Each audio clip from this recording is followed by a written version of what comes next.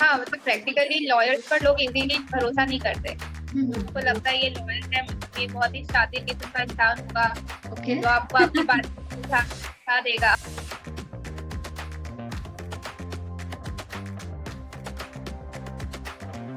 Hello, all. Welcome to the second episode, and thanks for showering your love to the very first episode, which was Inside Out, A Tale for Transformation. And if you haven't watched it yet, please click on the link below and enjoy the video. So, let's move on towards the second episode. And today we have our guest who is a lawyer, not just by profession, but she is a lawyer at heart. And she works at Gokhale Associates in Mumbai. And alongside her legal work, she has interest in literature. Her love for shairi reflects from her YouTube channel, Loves with Amreen, where she has beautifully narrated her Urdu poetry.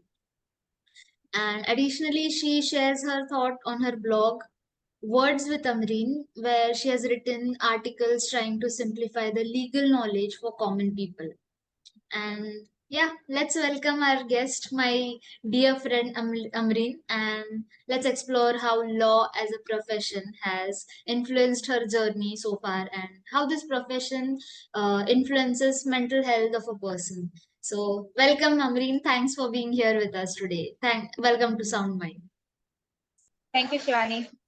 Yes, Amreen. So, uh, to begin with, I really would like to know what inspired you, what motivated you to choose law as a profession? बचपन से मुझे कहानियों का, adventures का बहुत शौक है। Hmm. और उसी तरीके से मुझे हिस्ट्री का सब्जेक्ट मेरा फेवरेट हुआ करता था। तो हिस्ट्री में जब हम फ्रीडम स्ट्रगल पढ़ते हैं तो हमें पता चलता है कि बहुत सारे जो फ्रीडम फाइटर्स थे, दे वर लॉयर्स। तो I was inspired by them and I chose to be a lawyer. After graduation मुझे मेरा जो लॉयर्स को जो सनद मिलता है, मतलब the licence to practise in the court, वो 2019 में मिला। And I started practising in Gokhale and associates which is a law firm at Mumbai. Okay. So I will say that I have been in the practice since 2.5 years. Okay. So, you said that you have been in this journey like around 2.5 years. So, जो Yes. भी तुम्हारी अब तक की journey है, so क्या लगता है कि how this profession has influenced your personality, मतलब क्या impact और क्या influence इस profession ने तुम्हारे personality पे क्या असर किया है? um, बहुत ज्यादा असर किया है, हम बोल सकते हैं अब तक। जैसे कि जब हम पढ़ते हैं लॉ, हम्म। तब हमें के बारे में पता होता है, वो बहुत डिफरेंट होता है। और जब हम एक्चुअल प्रैक्टिस में आते हैं तो it is very different. Okay. यहाँ पर सारे लोगों से मिलना होता है बहुत ज्यादा।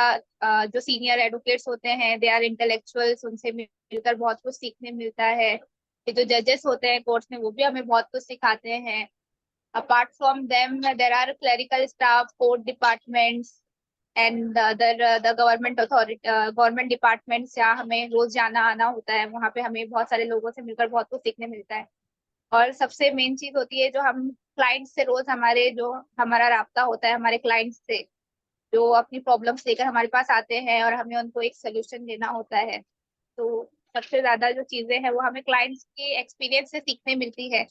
हर क्लाइंट एक अलग केस लेकर आता है, एक अलग प्रॉब्लम लेकर आता है।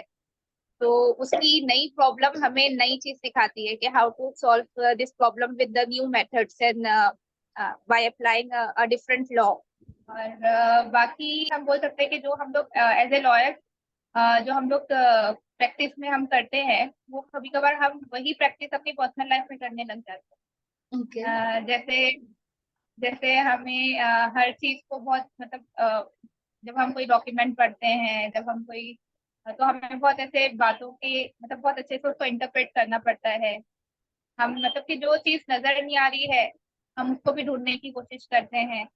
तो कभी कभार हम अपनी पर्सनल कन्वर्सेशन में भी अगर किसी ने कुछ कहा ना हो, तो भी हम सोचते हैं कि इसका इंटरप्रिटेशन ये भी हो सकता है।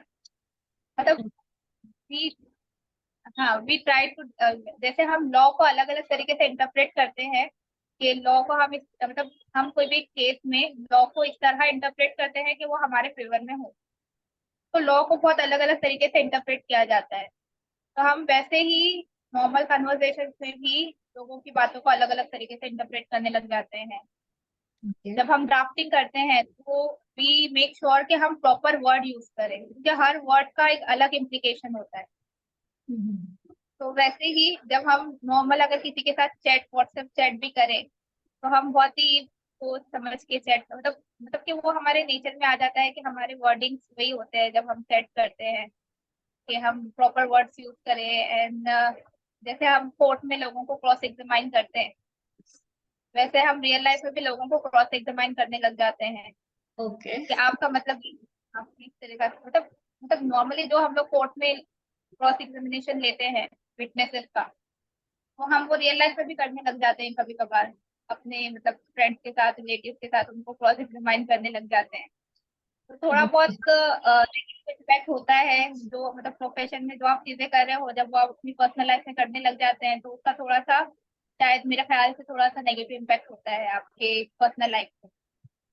ओके। सो मुझे ऐसा लगता है कि one thing you mention here कि हर चीज बहुत सोच समझ के बोलते हो, या फिर लिखना है, चैट पे भी लिखना है तो सोच समझ के लिखते हो। I guess this is positive side, positive point कि क्लियरली कम्युनिकेटिंग, जो बोलते हैं कि हमको जो बोलना है वो एकदम एक्यूरेट वर्ड्स में हम कम्युनिकेट करें सामने वालों को। That is the best thing about, that's the best thing which can happen, because so there is no buts and ors left।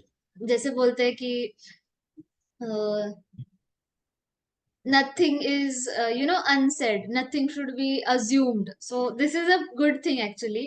जैसे you said कि हाँ negative impact भी होता है, but what I feel is कि ये एक positive thing है जो, तो ये सारी चीजों से मे बी थोड़ा बहुत स्ट्रेसफुल चीजें क्रिएट होती होंगी। सो हाँ क्या हाँ। स्ट्रेसफुल सिचुएशन अब तक आपने एक्सपीरियंस किए हैं? तो एक लॉयर की लाइफ में आई थिंक जो सबसे ज्यादा जो स्ट्रेस होता है वो होता है उसके क्लाइंट्स को हैंडल करने में, बिकॉज जो उसका क्लाइंट होता है वो खुद एक मतलब खुद एक प्रॉब्लम में होता है, वो अपनी प्रॉब्लम लेकर हमारे पास आता है, तो हमें उसे सोल्यूशन देना पड़ता है।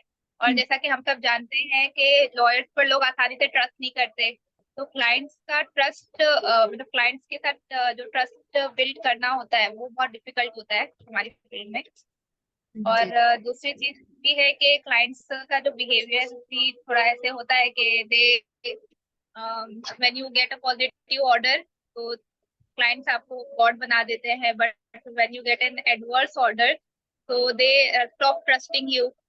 दे think that you are not working for them, working in their interest. And my view, all our viewers would like to know कि कोर्ट में कितना स्ट्रेसफुल सिचुएशन होता है, बिकॉज मूवीज में तो it is like most of the times they are humorous movies and fun things, और ये सारी चीजें कॉमेडी मूवीज अब तक most of the times। so yeah, we would like to know कि क्या एक्चुअल सिचुएशन और स्ट्रेसेस कोर्ट में एक्सपीरियंस किए हैं आज तक आपने? हाँ, जैसे कि हम फिल्मों में देखते हैं, जी। फिल्मों में जैसा आपको दिखाया जाता है it is not exactly the same okay. In reality. Reality में मतलब 50-50 बोल सकते हैं, कि थोड़ा बहुत सही भी होता है, थोड़ा बहुत नहीं भी होता है। जैसे कि फिल्म में हम देखते हैं कि हम कोर्ट में कोई केस जाता है और कुछ दिनों में ही उसका कुछ रिजल्ट आ जाता है, कोई राइट। एक पार्टी जीत जाती, पार्टी हार जाती है, लेकिन इन रियलिटी जब कोई एक केस फाइल होता है तो वो सालों साल चलता है। आज हमने वो केस फाइल किया है तो वी डोंट नो कि हम उसका रिजल्ट तुरंत देख पाएंगे या नहीं पाएंगे, बिकॉज कि there is a process, so then you have to wait for the fruits of your um, for the fruits of your victory. You have to wait, मतलब कि you have got the order, but you have to wait for the actual execution of that order। एक ये चीज होती है practically. Secondly court में भी बहुत सारी चीजें होती है, जो जैसे तारीख पे तारीख जो है वो जैसे फिल्म का डायलॉग है कि मिलता है, और वो होता भी है रियलिटी में भी, बहुत बार हमें तारीख पे तारीख मिलती है बहुत सारे केसेस में। और इसके अलावा जो है कोर्ट के जो स्ट्रेसफुल सिचुएशंस है, तो उसमें हम बोल सकते हैं कि कभी कभार ऐसा होता है कि क्लाइंट्स जो होते हैं वो हमारे पास लास्ट मोमेंट में आते हैं। जैसे कि आज जो है, समझो कि आज दोपहर में जो है वो आपके जो है पुलिस जो है वो आपका घर डिमोलिश करने आ रही है, और आपको कोर्ट से अर्जेंट स्टे ऑर्डर चाहिए। तो तो क्लाइंट जो है वो लॉयर से मॉर्निंग में कांटेक्ट करते हैं कि आज ही आपको जाकर कोर्ट से स्टे लेना है ताकि उनका घर डिमोलिश ना हो। तो हमें फिर उस समय में एकदम अर्जेंट सिचुएशन में हमें भागना पड़ता है, पेपर रेडी करने पड़ते हैं, कोर्ट के सामने मैटर मेंशन करना पड़ता है, स्टे लेना पड़ता है। तो ये सारी स्ट्रेसफुल सिचुएशंस कोर्ट में होती है। इसके अलावा जो अदर साइड एडवोकेट से हमारा अदर साइड एडवोकेट्स जो होते हैं, मतलब कि जो कोर्ट में आर्ग्यूमेंट करते हैं, तो they are our colleagues, they are actually our colleagues, they are also working तीसरे as an party, yes advocate. Yes, हाँ, they are appearing for the other side, but they are the advocates, so they are our colleagues. So right. but when we go before the judge to argue a particular case, so we have to argue that matter, we have to uh, behave मतलब in full rage, we have to argue that matter. So वहाँ पर भी एक तरह का stress आता है arguments के दौरान भी। और हाँ, मतलब कि कुछ केसेस ऐसे भी होते हैं जिसमें मतलब कि प्रोफेशनली स्पीकिंग आपको हार जीत का अफेक्ट नहीं करना चाहिए, because it is the process कि एक एडवोकेट जीतेगा, एक एडवोकेट हारेगा, बट मतलब being a human being, you got affected by the result of the particular case. तब जब आप केस जीतते हो तो it inspires you to do a lot, but आप अगर केस हार जाते हो तो sometimes you get demotivated, right. you start to doubt your ability sometimes right. कि आपने प्रॉपर तैयारी की नहीं की। तो ये सिचुएशंस भी होते हैं कि आप एक पर्टिकुलर केस की रिजल्ट का आप पर बहुत अफेक्ट होता है। रिजल्ट अच्छा हो तो आपको इंस्पायर भी बहुत करता है, और रिजल्ट अगर अच्छा ना हो तो हो सकता है आपको निराशा हो, but actually you should take it positively, you should work more hard for the other case. Emotional balance कैसे अब तक के जर्नी में कैसा कैसा था, मतलब how did you balanced the emotions as well as this professional environment में कैसे रेगुलेट किया अपने आप? मुझे ना पर्टिकुलर इंसिडेंट की जैसे तूने बात की, तो एक इंसिडेंट था जब मेरे सीनियर जो थे वो दुबई में थे, और मैं उस समय बहुत ज्यादा जूनियर थी, बहुत ज्यादा नई थी। Okay. I was not very experience then, तो मुझे पता नहीं था कि क्या करना है। उस एक पर्टिकुलर केस था हमारे पास जो हाई कोर्ट में था, तो उस समय मुझे बहुत स्ट्रेस आया था, बट मैंने उस केस के लिए प्रिपरेशन की, लॉ पढ़ा, और बाद में जब मैं वो हाई कोर्ट में मैटर मैंने आर्ग्यू किया, तब जो हाईकोर्ट के जो जज थे उनको मेरा जो पॉइंट था, जो मेरा लीगल पॉइंट था, वो समझ में आया, और उन्होंने ये अप्रिशिएटेड कि मैंने एक बहुत अच्छा पॉइंट निकाला है, लीगल पॉइंट। और उन्होंने उस समय मेरे फेवर में ऑर्डर भी दिया। और जो बड़ी बात थी, थैंक यू, सो स्वीट। बहुत यस। परेशान करती। और मेरे जो सीनियर थे वो उस समय यहाँ मुंबई में थे नहीं, और जो केस था वो हाईकोर्ट में लगा हुआ था, मतलब कि वो मैटर 230 को हाईकोर्ट में आर्ग्यू करना था। तो मैंने फिर वो जल्दी से केस प्रिपेयर किया, मैंने पढ़ा, मैंने खुद लीगल पॉइंट, मतलब it was a beginning for me, तो मैंने खुद लीगल पॉइंट ढूंढा, मतलब I was not able to contact my senior case में क्या आर्ग्यू करना है। तो मैंने वो केस खुद पढ़ा, मैंने उस पर लीगल रिसर्च की, और मैंने वो जो अपना लीगल रिसर्च किया हुआ जो पॉइंट था वो जाकर मैंने हाईकोर्ट में जज को समझाया। He understood my point, he appreciated it, and also he gave an order in my favour. और जो बड़ी बात मुझे लगी वो ये थी कि आफ्टर द मैटर, जो मेरे सामने जो एडवोकेट थे for the opposite side, he was a senior advocate in high court. और बाद में मैटर के बाद में वो मुझसे मिले, उन्होंने भी मेरी तारीफ की, उन्होंने कहा कि तुमने बहुत अच्छा आर्ग्यू किया, ये लीगल पॉइंट मुझे भी नहीं पता था। तो एज ए जूनियर मेरे लिए वो बहुत बड़ी बात थी राइट। कि जज ने आपको ऑर्डर तो दिया, but the other side advocate also appreciated you, and also mention के हाँ ये लीगल पॉइंट तो उनके पास उन्होंने भी नहीं सोचा था। तो this was a great experience for me. और इससे मेरा कॉन्फिडेंस भी बहुत बढ़ा for great. Appearing in the matters.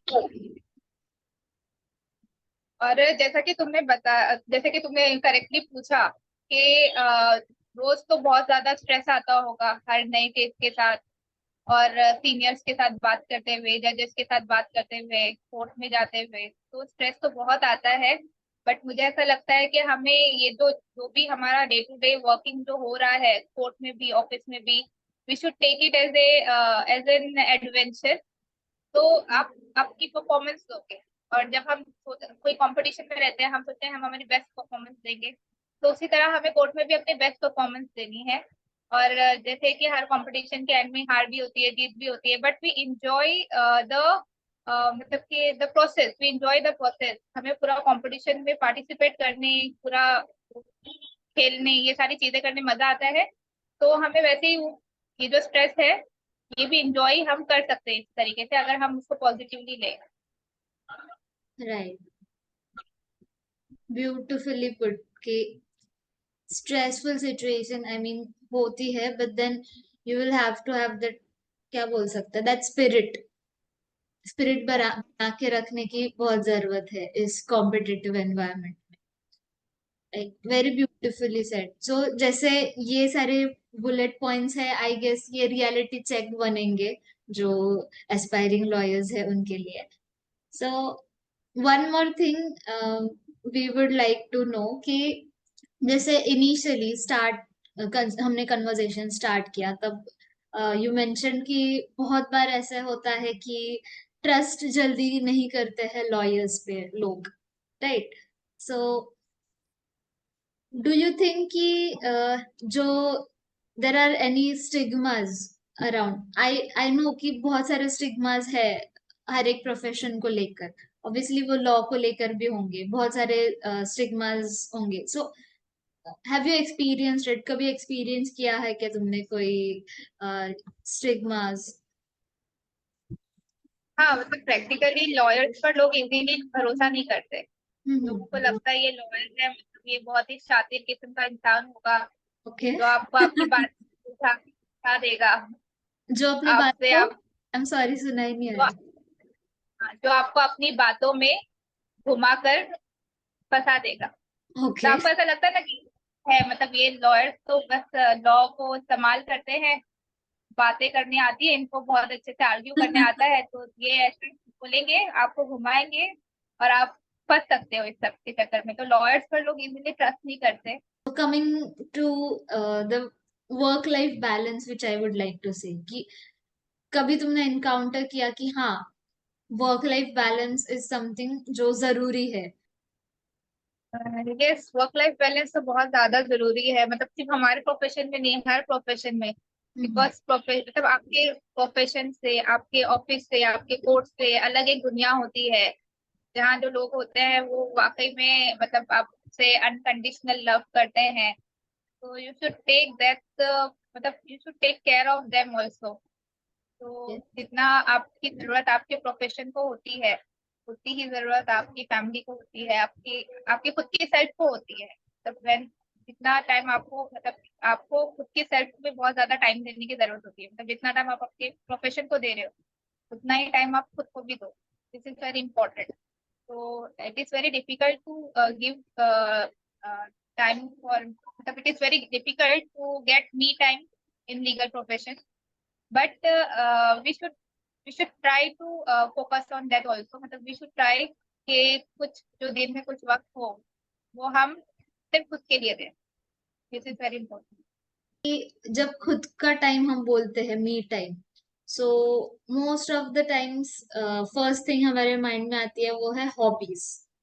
Since you have love for poetry, Shayari, so how do you think कि ये सारी चीजें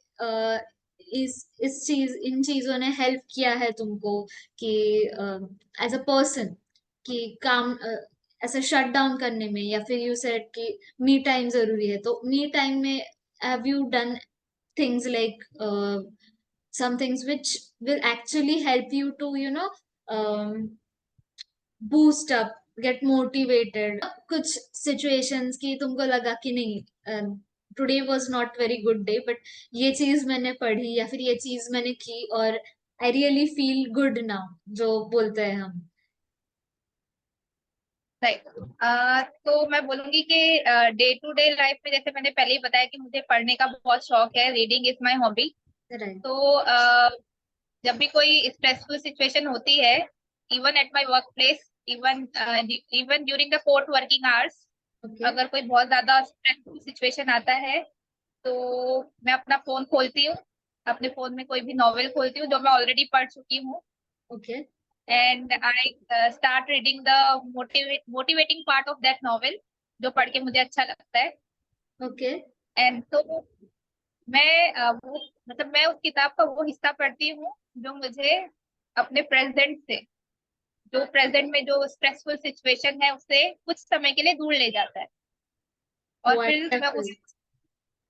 फिर मैं उस किताबी दुनिया में थोड़े समय रहती हूँ, और जब मैं अच्छा फील करने लगूँ, तो मैं वापस से अपनी रियल लाइफ में वापस आ जाती हूँ। अगर कोर्ट में हूँ तो वापस में जज के सामने आ जाती हूँ, ऑफिस में हूँ तो वापस अपने कलीग से कनेक्ट करती हूँ। तो I feel good by reading the novels. तो मैं वैसे नॉवेल्स पढ़कर अपना मतलब अपना स्ट्रेस दूर करती हूँ, अच्छा अपना मतलब अपना क्या बोलेंगे हम, अ, तो इससे क्या होता है, हमारी प्रोडक्टिविटी इंक्रीज होती है, it's not the waste of time. Right. Right. क्योंकि स्ट्रेस एब्सोल्युटली। में जो आप टाइम गवा रहे हो, स्ट्रेस लेते हुए जो आप टाइम गवा रहे हो, तो उस समय जब आप ये थोड़ा समय निकाल कर खुद के लिए थोड़ा टाइम देते हो, और जब वापस आप आपके काम के लिए आते हो, तो आप ज्यादा प्रोडक्टिव काम करते हो। राइट। तो it is very, and likewise अभी जैसे कि हम देखते हैं कि कोर्ट्स को दिवाली में भी छुट्टी होती है, दिवाली वेकेशंस होते हैं कोर्ट्स में, और मे वेकेशंस होते हैं। ओके। तो vacations are very very important for the lawyers. पहले मैं सोचती थी कि कोर्ट्स को इतनी लंबी छुट्टी की क्या जरूरत है, बट अभी मुझे समझा है कि नहीं, जरूरत है। कोर्ट्स को भी मतलब लॉयर्स को भी जरूरत है, जजेस को भी जरूरत है, क्योंकि एक दिन में इतने सारे स्ट्रेसफुल सिचुएशंस देखना, अलग अलग केसेस देखना, सुबह से शाम तक वही ड्राफ्टिंग करना, आर्ग्यूमेंट्स करना, तो माइंड भी थक जाता है इंसान का, मतलब हमारा आर्ग्यू करते हुए थक जाता है, और जजेस का सुनते हुए थक जाता होगा, मतलब केसेस को डिस्पोज ऑफ करने में थक जाता होगा। तो इट इज वेरी नेसेसरी कि हम वेकेशन को अच्छी तरह से इंजॉय करें, राइट। ट्रेवलिंग करें, कहीं पर जाएं, क्योंकि उससे हमारा माइंड बहुत फ्रेश होता है, और जब हम वापस आते हैं आफ्टर द वेकेशन, तो हम बहुत ही अच्छे से फ्रेश स्टार्ट कर सकते हैं। राइट। रिजुविनेटेड फील करते हैं हम। Right. I I agree. Absolutely, and a very wonderful, tip, or what I can say is your mechanism of handling the stress is like something which really I would like to practice, और मैं experiment करके देखना चाहूंगी कि कैसा, how does it feel कि if you are in a stressful situation, have something inspiring, जो भी है चीजें, वो हमारे साथ हो, तो हम अगर उसको रीड करें, how does it feel? So this is a really healthy coping mechanism which I would say. Wonderful tip you have given. I really loved it, और मैं भी ट्राई करके देखना चाहूंगी how does it go. So yeah, yes, we have talked about a lot of things right now, and I really enjoyed this conversation, Amreen. So, is there anything you would like to share? With regard to dealing with the stress, मैं एक और चीज add करना चाहूंगी Okay. कि जब कभी ऐसा लगे कि सिचुएशन आपके हाथों के बाहर है, और आपके आसपास जो लोग हैं बहुत ही वियर्ड बिहेव कर रहे हैं, और आप जो बहुत अजीबोगरीब चीजें हो रही है, और आप डील नहीं कर पा रहे हो, तो Okay. आप अपने आप को ऐसे समझिए कि आप, you are Alice in the wonderland, Okay. जहाँ पर सब सब कुछ बहुत ही आ, क्या बोलेंगे, सब कुछ बहुत ही अननेचुरल सा होता है, और सारी चीजें उल्टी सीधी होती है। Mhm. आप पल में छोटे बनते हो, पल में बहुत बड़े हो जाते हो, और आपके आसपास जो है वो बहुत बगैर दिमाग के लोग होते हैं। तो आप जब भी Okay. आपको कोई कि और आपको ऐसा लगे कि आप बहुत ही स्ट्रेसफुल सिचुएशन में हो, और आपके आसपास के लोग they are not cooperating with you, I agree. 100%. Is there any advice as you would like to give to our viewers as a lawyer? जैसा कि हमने पहले भी डिस्कस किया कि लॉयर्स को लोग इजीली ट्रस्ट नहीं करते, Right. तो मैं ये नहीं कहूंगी कि लोगों की गलती है, लोग यहाँ पर सही भी हैं, क्योंकि हमारा जो जुडिशियल सिस्टम है it is dealing with lots of problems right now. जैसे कि हम देख रहे हैं कि जो कोर्ट्स और जजेस की जो तादाद है, मतलब जजेस की जो संख्या है as compared to the cases, वो बहुत कम है। क्योंकि एक जज होते हैं हाई कोर्ट के, उनको दिन में 60-70 केसेस सुनने पड़ते हैं। तो फॉर वन जज to hear the arguments in 70 cases, it is not an easy job.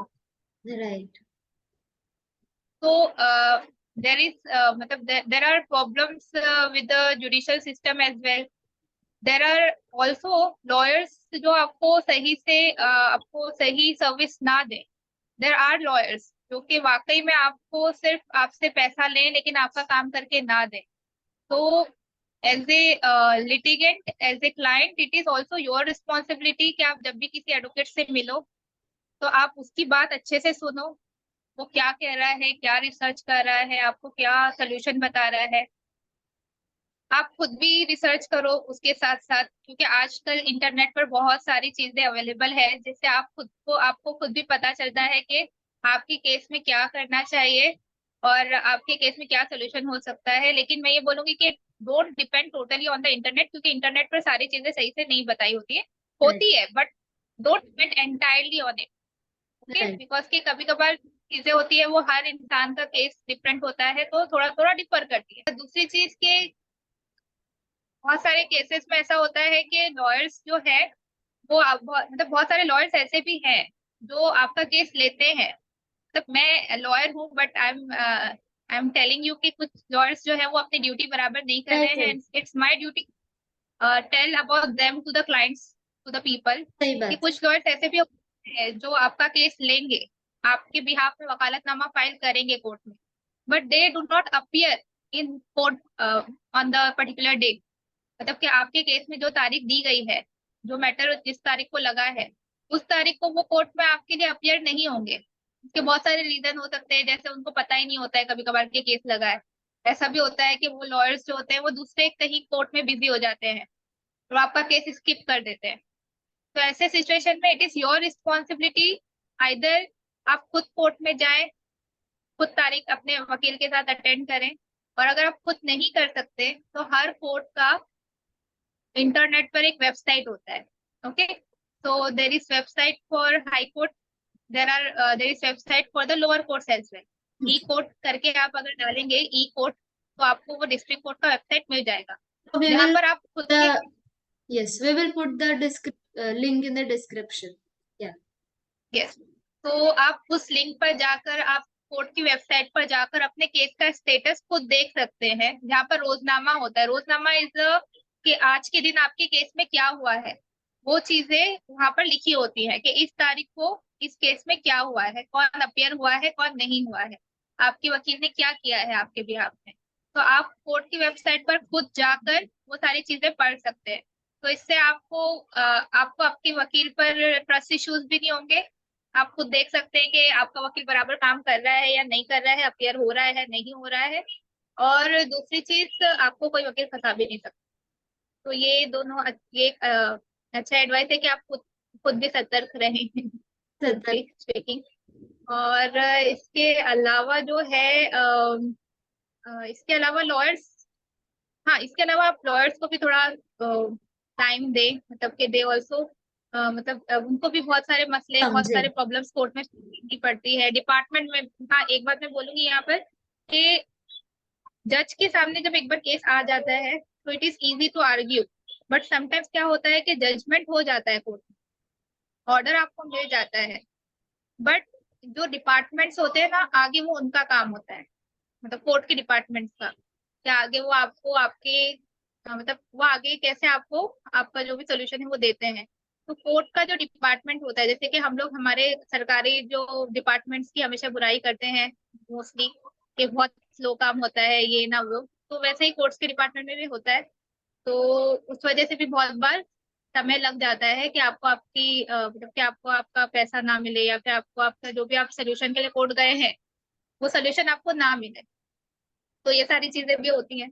और और बाकी तो वकीलों के लिए मैं यही बोलूंगी कि हम लोग सब को हर केस को अपना खुद का केस समझना चाहिए।